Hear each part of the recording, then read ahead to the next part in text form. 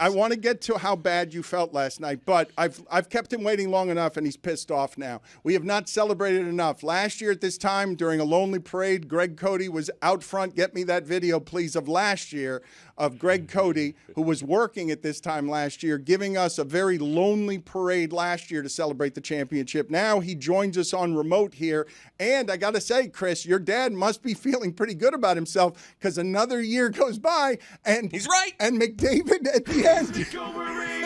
And McDavid at the end, your timing's off because you're hungover. The McDavid conversation, Greg Cody, you're feeling how right now?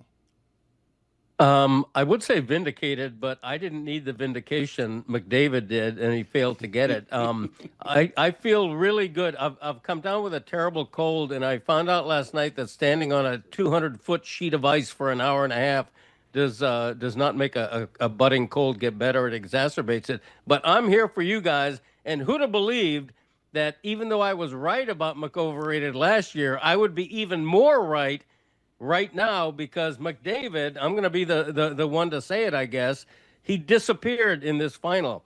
He scored 1 goal, had 5 assists.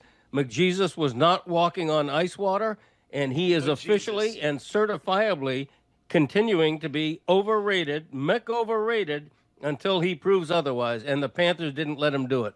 Period. Paragraph. Whoa! Oh, he went the extra Column. step. Oh, my God. He went the extra. Look, once he says period, he got my attention. But when you go paragraph, that is as hot as I've ever heard him. Do you have any words for White Hat? Oh, you know, he's beneath my level of caring at this point, because he's wrong. So's my former friend Brad Williams, by the way, the renowned comedian who went on with White Hat and took White Hat's side, while at the same time admitting that McDavid needed to win a Stanley Cup to certify himself as an all-time great. A lot of people so are doing Williams, he agreed with me, but yet he didn't, which is what everybody's doing now. Hockey fans are a cult. They're a cult, and as a cult, they are afraid to go against McJesus. They are brainwashed into having to say that, oh, he's the best player in the game. You see how fast he is? Nobody's ever been like him. Well, you know what? It's been 10 years now. Le Batard, earlier, I think you referred to him as a rising star. He should have risen by now. He's not a rising star. And guess what?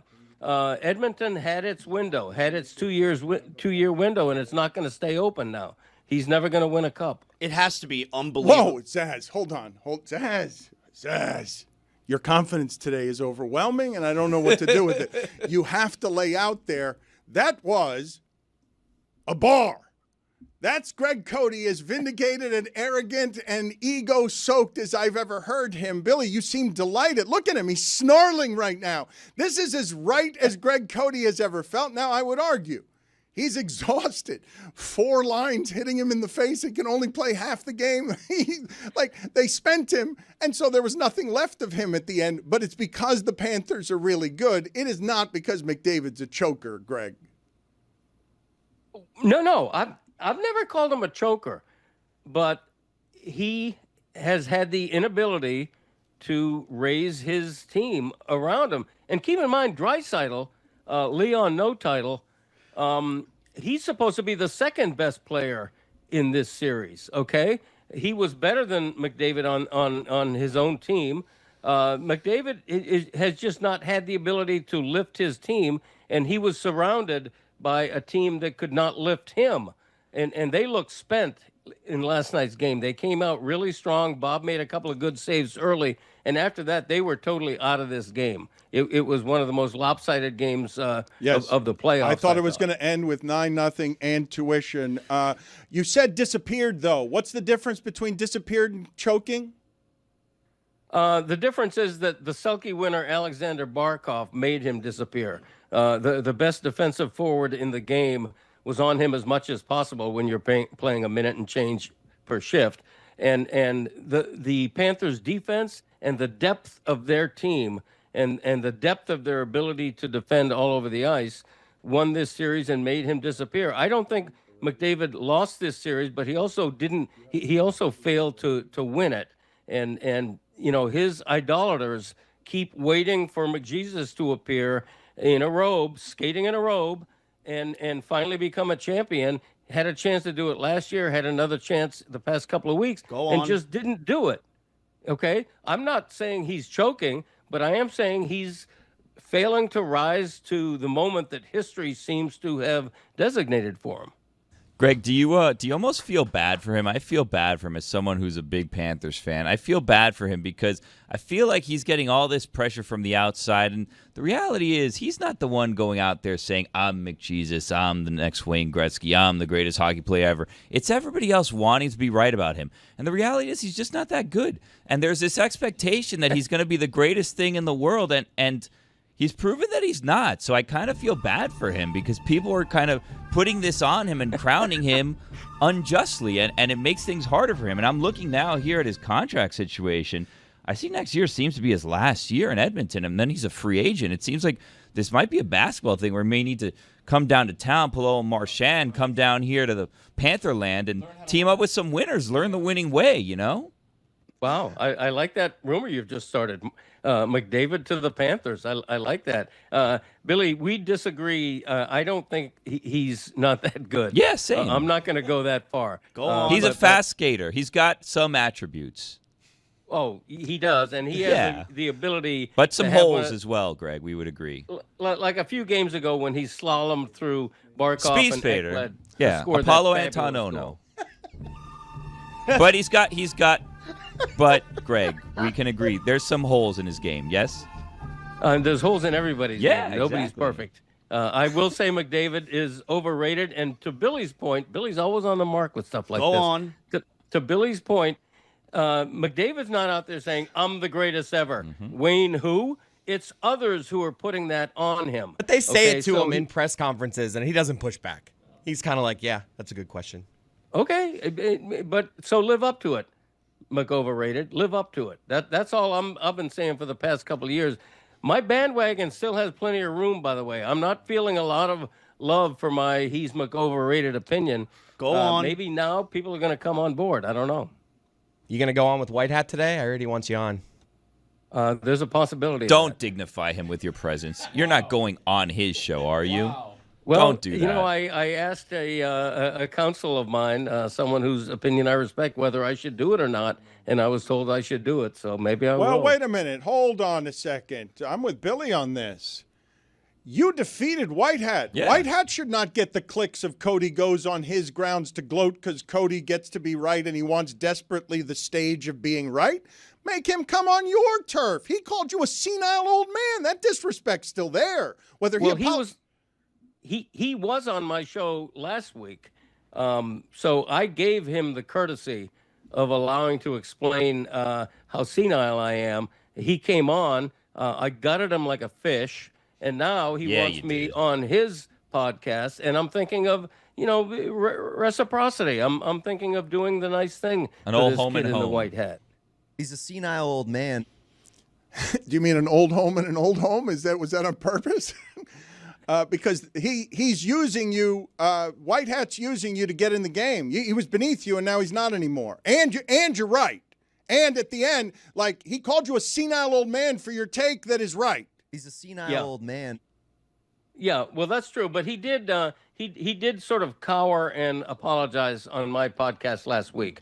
Go check it out if you haven't heard it yet. But he's just a kid. He's a green kid. Wet behind the ears, whatever all those sayings for green, inexperienced kids are who shouldn't be calling accomplished journalists senile old man. But I put him in his place, and now I'm thinking of deigning to be on his podcast today. We'll see how that works out. I'm going to just blow through the clocks here today and just stay on live for 4 hours to celebrate whatever it is that we're celebrating down here because everybody's in today. We've got a big personality in reality. He has dominated the week, and he gets all the credit forevermore in South Florida for bringing positivity down here, immediately resulting in a back-to-back championship. He brings Zaz greatly hungover but more confident than I've ever seen him. I got it going on today. I mean, he does. You guys have had what are you laughing at, Greg? Yeah, what are you laughing at, Chuckles? What does that mean? I got it going on? What does that mean, Zaz? I mean, I feel great. I don't know. Look at me, listen to me. I feel great today. He feels like a champion. He is a champion journalist, but he would not call himself a champion around the Panthers, Greg, because he's just a fan of the Panthers. Yeah. But he did save their season by sacrificing. That's true. Sacrificing his vacation. Won 4 out of 5 when I came home, because Dan. his team needed him, and he ended a family vacation Yep. early. Because Sometimes you got to take charge. Yeah, putting his beloved Panthers ahead of his family. I get the priorities on that, Zaz. Well, everyone's happy today, aren't they? Yeah, Maybe well, a little respect you show my way. I see you're wearing your champion shirt, once again displaying what a neutral journalist you are. Well, I mean, it's the way it is today. I mean, get with the times. Live in the now, Cody. Wait, Greg, what did I see outside of your house yesterday? And I commented on. Okay, we have a little "Let's Go Cats" placard at the corner of Whoa! our house. That's early. No. And why is that? Because Greg Cody lives with someone else in this house who's a big Panthers fan. Still not a good look. It's my wife, and Thought it was she Jumpin' is a Charlie. Panthers fan. We had this thing that she had brought home from a game a couple of weeks ago, and she asked me to put it up in the yard. So and I you did. put it up. So there could be a photo out there of you putting it up. Yeah, because paparazzi are all over my house looking for me putting up a "Let's Go Cats" sign on the corner of my yard. I will say this. I will admit this. Go on. Although I am not a Panthers fan in the way that Zaslow is, wearing a champion shirt today, it does feather my McOverrated argument that the Panthers not only won, but won the way they did by making McDavid disappear for 6 games. So even the game he scored a goal, you know, he just had a quiet series, and the Panthers turned him quiet. Greg, turned I him don't silent, understand what muted kind of, him. Greg, I don't understand what kind of insults you think it is that a Panther fan is wearing a Panther shirt today. Well, you're a journalist, right? I am a journalist, but journalists are also sports fans. Yeah, but generally they don't wear the shirt of a team. Says who? It says me. Well, you're not in charge. I got news for you. It is news. Says other journalists. Yeah, but I mean, you also Breaking news from this journalist. You're not in charge. do you have a placard on your lawn? Do you have a Go Panthers placard on your lawn? No, that'd be ridiculous. Okay, so Tim Reynolds. Lousy fan, Zaz. Tim Reynolds. Well, so you're a good fan? My wife is. No, Arlene but is, you're yeah. you're hiding behind that. That's a good costume you're wearing. Yeah, if you can picture my wife out there with a hammer and nails putting up a placard in my yard, You put it out go there. for it. You If put I it. had a hammer. A hammer and nail. Well, It's like one of those in the ground. yeah, whatever.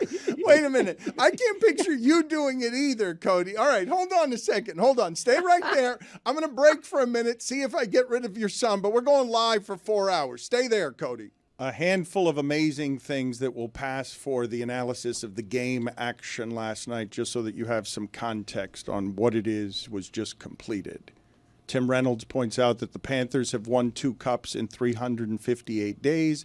The Maple Leafs have won 2 cups in 22,333 days. You have McDavid in games 6 and 7 last year. He was +1 and 0 points. McDavid in games 5 and 6 this year, to Greg's point, -5 and 1 point.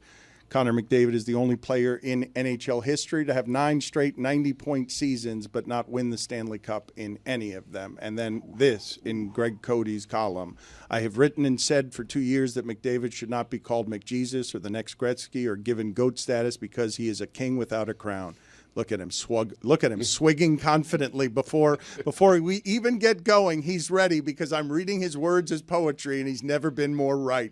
The senile old man wrote in the Miami Herald, an ancient tablet from another time. I have written and said for 2 years that McDavid should not be called McJesus or the next Gretzky or given GOAT status because he is a king without a crown. The Panthers again have verified my claim and served to underline my admittedly harsh criticism. The nickname for McDavid is just McOverrated. Look at him. The bar. Standing from on high like Michael Jordan after making the 6-3 against Portland, shrugging his shoulders because he can't believe how amazingly right he is. Greg, is it Yeah. is it the proudest you've ever been about like a column or a sports opinion that you've written? I have to admit, Zaz, I'm not proud of it because because I created a lane. Nobody else before or since has sort of jumped on board and said, you know what, he was right. And people still are slow to say it because of that hockey cult I mentioned earlier. But there's no question that by how I define overrated, he absolutely is. And like I say, I feel more right about that now after this series than I did a year ago when it went to 7 games. Well, if I can offer just some bit of context here, because we are, like, that's going to end up being the condensed analysis that I don't think is fair to McDavid because of what I'm about to say. In this series, I know it was a 6-game series, and I know that Edmonton won 2 of the games, but it could have easily been a Panthers sweep, right? Those games, like, they were played the way Edmonton wanted to play them, and then by the end of the series, we were no longer playing the way Edmonton wanted to play. However, over the course of the series, the Panthers led for more time than anyone's ever led in a series before. Like, it went 6 games, but Edmonton was trailing for all but 33 of the minutes in the games. Like, this is an all-time dominance by an all-time team. It was very much done to McDavid. When he says it's not a choke, it's Barkov happened to him. Because on the third line, they've got another guy they're talking about like Baby Barkov because he sees the ice the same way, and he's also a two-way player. And McDavid's great, but the Panthers have more of them. The Panthers are 15 deep, it feels like, and they just flogged the 2 players that Edmonton had. The Panthers are confidently playing their fourth line, and you're barely seeing How many Edmonton's times fourth did you line. say last night, amazing shift from the fourth line? It's just like I said it 3 or 4 wild. times last night. And that's the thing, like home ice advantage in the playoffs. What home ice advantage is that, and Chris will be able to tell you this, you get last change, okay? Last change Except the second period. is an actual home ice advantage where Paul Maurice can make sure Barkov is on the ice as much as possible when he sees McDavid is on there because the Panthers get last change. But here's the thing. It's not that, or it wasn't that big of a deal for the Panthers, even in the road games, because you got these 3 lines.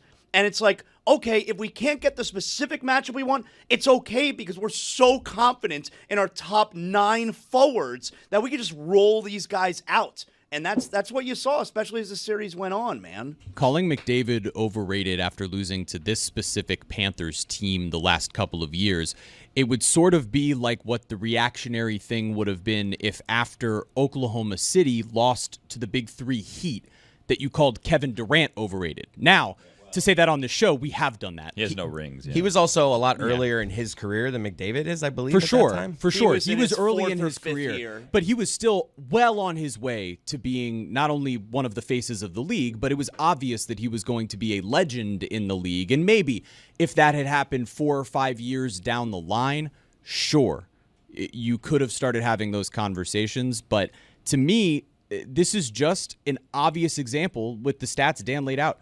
One team being a whole other galaxy ahead of the other. You know, last year, after the Panthers won last year, we all would have sat here and said McDavid is definitely going to win a Stanley Cup at some point in his career. Have we changed that opinion after seeing him lose again? Greg said he wouldn't. I was scared of him the entire series, and then by the end, I had no reason to be. So, Greg, I don't want to get you excited, and I don't want to be accused of starting rumors, but I will say this. Yesterday, Steve Levy, we all know Steve Levy, reputable voice of hockey, correct? Would we Yeah, I agree know on that guy. Would you agree he's a reputable voice? Yesterday, he was on Jim Rome, and he said, quote, "There's a lot of talk within the sport that if they don't win this year, McDavid might look elsewhere." Greg, I think now's the time you start printing up some McJudas shirts and have them ready to go for a year from now. Yeah, I'm already putting lighter fluid on your incendiary breaking news, really, by Billy that Go on. that McDavid may end up in a Panthers uniform.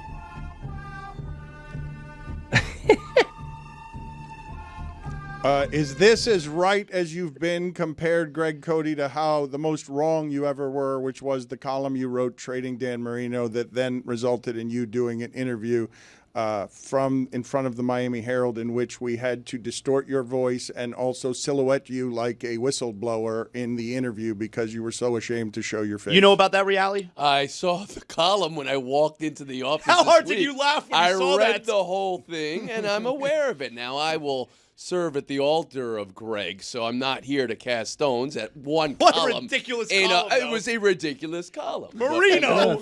Marino you, and Tony. Mitchell. Yeah, so I'm not here to cast. And this whole conversation, the pride that Greg feels, I want to know the pride that Chris feels in having a dad who could be. Well, there's the Marino trade. Yes, it's the unthinkable. Scott Mitchell. Scott Mitchell. I mean, you miss 100% of the shots you don't take. You don't know what haul you would have gotten from Marino, too. I mean, in fairness, he didn't bring any Lombardis down to Miami, so. Thank you, Billy. Thank you, Billy. That trade Marino column, by the way, in retrospect, is now surrounded by perfume. It has aged well. The trade Marino column. Well, that's 93, and if I remember correctly, Mitchell had a good Thanksgiving game for the Lions soon after that, where he was operating at a high level. I don't think that column is put it in the office bad.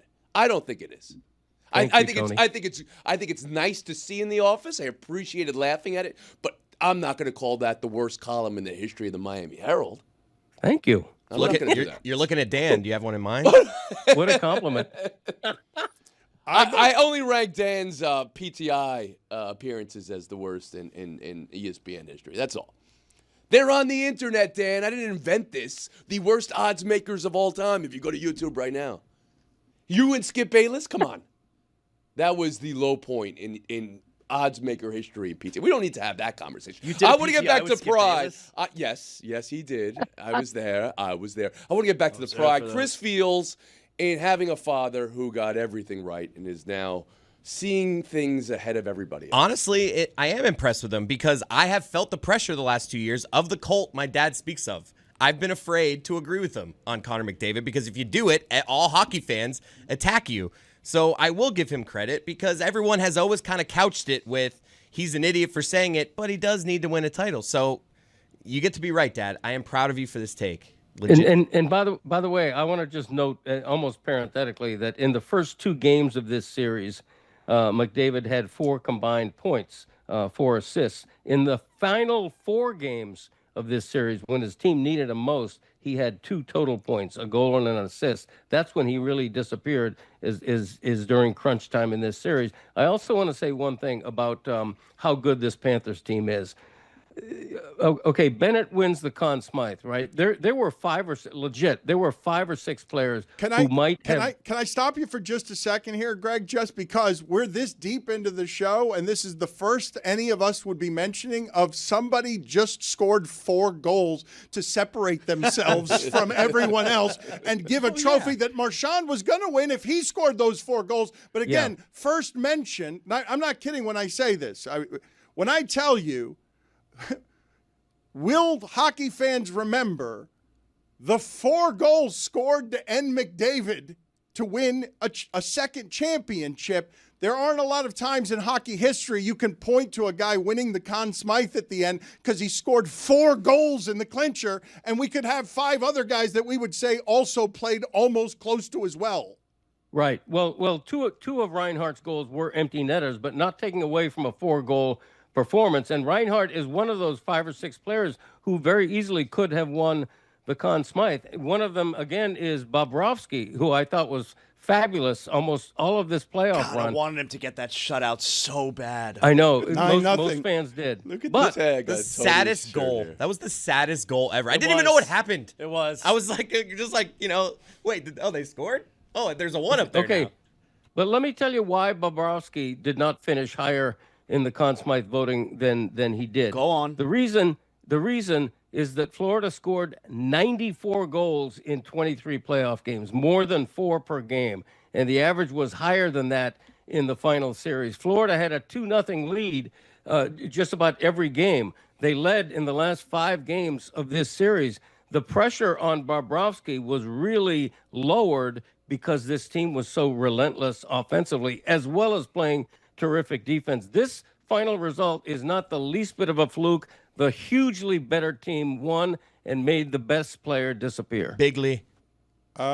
Get out of here, Greg. Good talking to you. You've been vindicated. Congratulations. Billy, do you have any advice for him before this White Hat podcast? Put up on the screen, by the way, we've dented the most historic and hallowed trophy in sports already. It's been in our hands We've already dented 12 hours. We've dented the thing. That's obviously outside the elbow room. That's how it's looked for 50 years. Why does the guy even bother with like the gloves and like wiping it down after people touch it? It's such a waste of his time, Kachuk, honestly. right? That's Kachuk? I don't know. That could be Forsling. Yeah. I'm not sure. I think the shipping container is going to have to offer Kachuk an apology. He said after the game he tore the abductor off the bone and was dealing with a hernia on the same side of his body, so he was able to play. That's how he started the playoffs and then played and said got healthier Yeah, he got as better. he played. Yeah. He's like, I started to get healthy. Yeah. As he got used to it. Yeah, He got used to the hernia. tore the adductor off the bone and also a hernia.